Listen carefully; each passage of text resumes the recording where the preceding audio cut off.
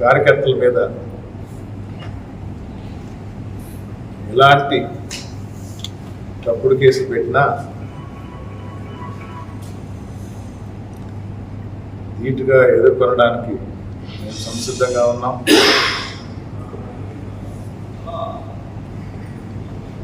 అభివృద్ధికి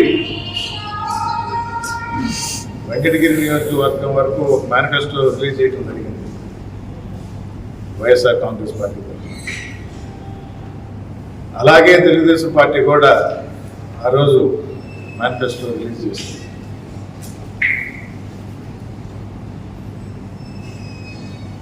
ప్రజలు మాకు అవకాశం ఇవ్వాల, మీకు ఇచ్చారు. పని చేయండి, వెంకటగిరిని అభివృద్ధి చేయండి,